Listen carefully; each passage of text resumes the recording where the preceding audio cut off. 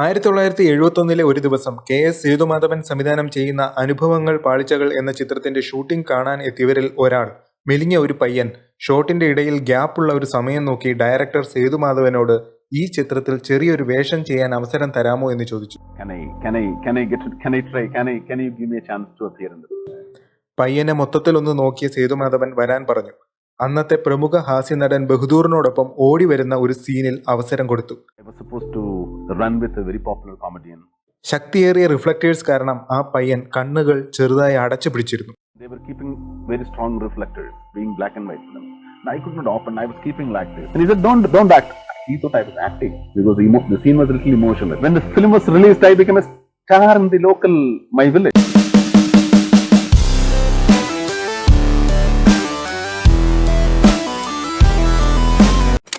സിനിമയ്ക്കിടയിൽ ഒരു നടൻ ക്യാമറയിലേക്ക് നോക്കി പ്രേക്ഷകരോട് സംവദിക്കുന്നത് പോലെ ഡയലോഗ് പറയുന്നത് മലയാള സിനിമയിൽ നിരവധി തവണ കണ്ടിട്ടുള്ളതാണ്. എന്നാൽ അതൊക്കെ 1-2 സെക്കൻഡുകൾ മാത്രമേ ഉണ്ടാകാറുള്ളൂ. ഡയറക്ടർ കമൽ ആദ്യമായി സംവിധാനം ചെയ്ത 1986 റിലീസ് ചെയ്ത മിഴിനീർ പൂവുകൾ എന്ന ചിത്രത്തിൽ മോഹൻലാൽ 1/2 മിനിറ്റോളം ക്യാമറയിൽ നോക്കി സംസാരിക്കുന്നുണ്ട്. Hello, good morning sir. ഇരിക്കുന്ന കോലം കണ്ടില്ലേ? കണ്ണും തൂങ്ങി കവലും ചാടി ഇക്കണക്കിന് പോയാലേ നീ എളുപ്പം കിളവനായി പോകും. ഇന്ന് ഇത്തരം സീനുകൾക്ക് വലിയ പുതുമയൊന്നുമില്ലെങ്കിലും 1986 ഇത് വളരെയധികം ശ്രദ്ധിക്കപ്പെട്ട സീനും അഭിനയവുമായിരുന്നു. അല്ല, ആകാതെങ്ങനെ കയ്യിലിരിപ്പിന്റെ ഗുണമല്ലേ. രാവിലെ ഇനി അതോർത്ത് പൊന്നുവൻ മൂഡ് ഓഫ് ആകണ്ട. നിന്റെ ഇഷ്ടം പോലെ നീ അയക്കോ. ഈ ചിത്രത്തിൽ റിച്ചാർഡ് എന്ന നെഗറ്റീവ് ഷെയ്ഡുള്ള കഥാപാത്രത്തെയാണ് മോഹൻലാൽ അവതരിപ്പിച്ചിരിക്കുന്നത്. അനുഭവിച്ചു തീർക്കാൻ ജീവിതം ഒന്നല്ലേ കയ്യിലുള്ളൂ, ചുമ്മാ അനുഭവിച്ചോ.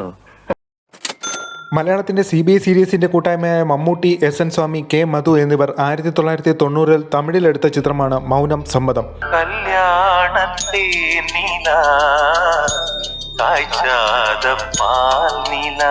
മമ്മൂട്ടിയുടെ ആദ്യത്തെ തമിഴ് ചിത്രമായ മൗനസമ്മതം ഒരു ഹിറ്റായി മാറുകയും തുടർന്ന് അഴകൻ, ദളപതി, കിളിപ്പേച്ച് കേൾക്കവ, മക്കൾ ആച്ചി എന്നീ തമിഴ് ചിത്രങ്ങളിലേക്കുള്ള മമ്മൂട്ടിയുടെ എൻട്രിക്ക് കാരണമാകുകയും അതുവഴി മമ്മൂട്ടി തമിഴ്നാട്ടിൽ സൂപ്പർ താര പദവി സ്വന്തമാക്കുകയും ചെയ്തു.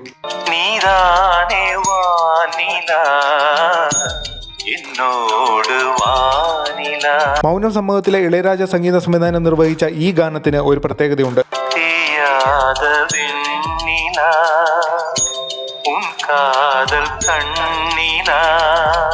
ഇതിലെ എല്ലാ വരികളും അവസാനിക്കുന്നത് ല എന്ന അക്ഷരത്തിലാണ്.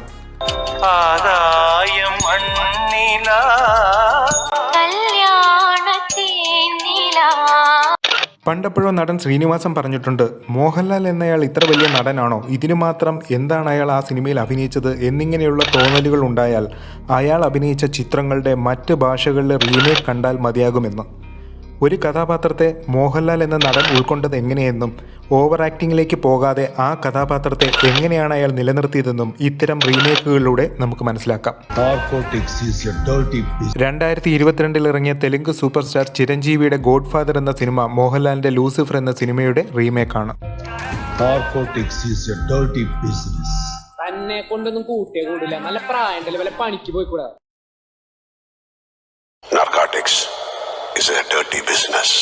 ഇന്ന് സോഷ്യൽ മീഡിയയിൽ ഏറ്റവും കൂടുതൽ സൈബർ ആക്രമണം നേരിടുന്ന നടൻ മോഹൻലാലാണ്. എന്തുകൊണ്ട്? സിനിമയെ വിമർശിക്കാൻ എഡിറ്റിംഗ് പഠിക്കണം, ആന്ധ്രാപ്രദേശിലൊന്നും ആളുകൾ സിനിമയെ കുറ്റം പറയാറേയില്ല എന്നതുപോലുള്ള അബദ്ധങ്ങൾ പുള്ളി പറഞ്ഞിട്ടുണ്ട് എന്നത് ശരിയാണ്. ഇതിൽ കണ്ണികളായ ചില സംവിധായകരുടെയും നിർമ്മാതാക്കളുടെയും പ്രേരണയാൽ മോശം സിനിമകൾ മോഹൻലാൽ ചെയ്യുന്നുമുണ്ട്.